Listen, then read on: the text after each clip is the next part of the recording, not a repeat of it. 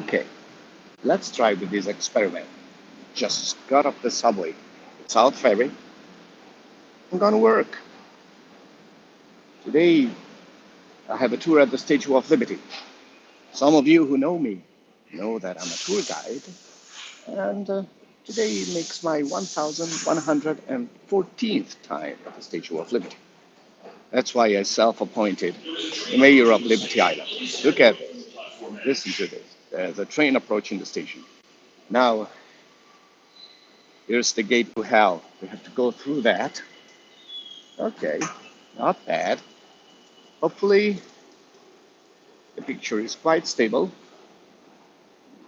Well, I'm holding it with my very hands. And by the way, you want to see them? Here they are, my yellow shoes.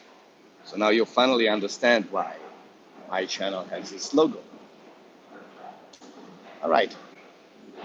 The weather is not, the ultimate. It's just a little cloudy, drizzle, but all things considered, it's not bad at all. Temperature is pretty good. All right, tourists. There we go. Everyone is stuck on the maps, Google Maps things. Okay, let's start telling a little bit of history. You see this building? Well, this is the very beginning of Pearl Street. And believe it or not, right there, that's where Herman Melville, the father of the American novel, was born on the 1st of August, 1819, if I remember correctly. This one is Statue of Liberty. The statue is more or less right here, partially hidden by the fog. Now let's go. That building you see right here, that's the beginning of Broadway. Broadway is this street right here. Now you know everything about me, including my finger. Okay. And let's walk.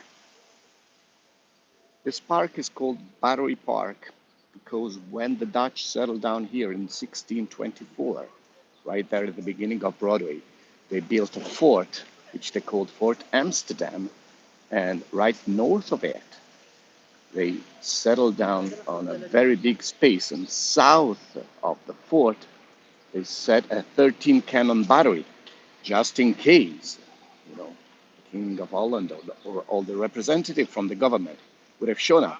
They would be greeted by all these cannons firing.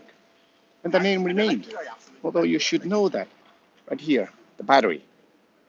This is all artificial land.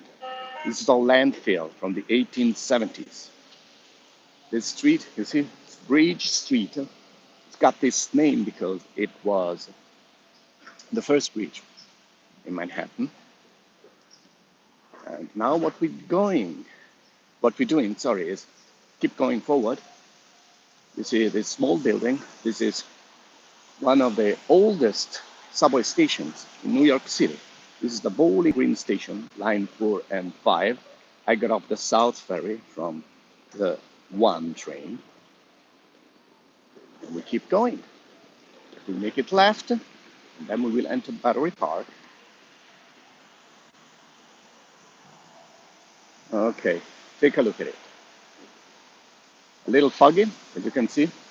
This beautiful building by Cass Gilbert, once the Alexander Hamilton House, now the Smithsonian Museum of American Indian. There's somebody in the park. Somebody's driving in the park. What the hell are they doing? Okay. This is a bike lane. If you come here, always be careful. Okay, we can make it. And you can see Castle Clinton right there.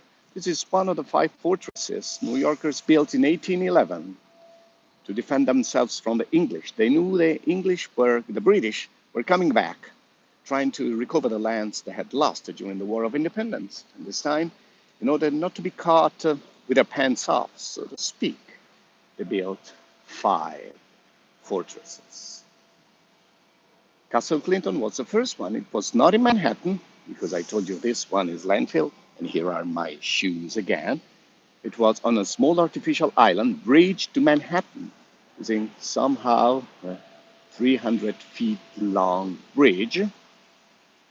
Then the other were Castle Williams and Fort Jay on Governor's Island, Fort Wood on Bedloe Island, later renamed Liberty Island, and the now destroyed Fort Gibson on Ellis Island.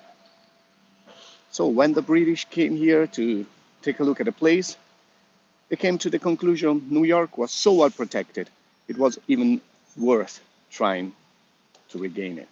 That's why the 1812 war heavily damaged Boston. The first White House was completely burned down to ashes. Baltimore was injured, but not a single shot was fired in New York. And that's the reason why Castle Clinton became an opera theater called Castle Garden.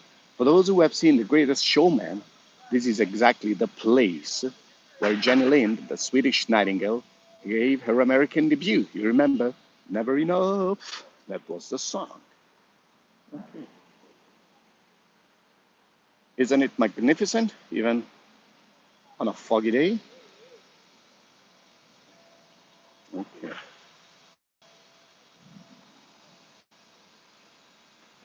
It's not a long walk, you know.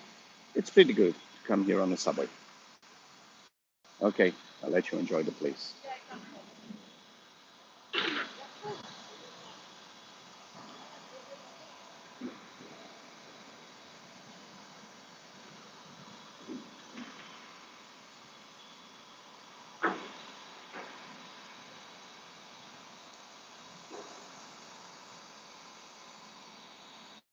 It's impossible to see the statue. It's foggy. It's going to be an interesting day. All the people are going to see the statue. The closer they get to that, it would be literally coming out of the fog. It's, you hear all this whistle.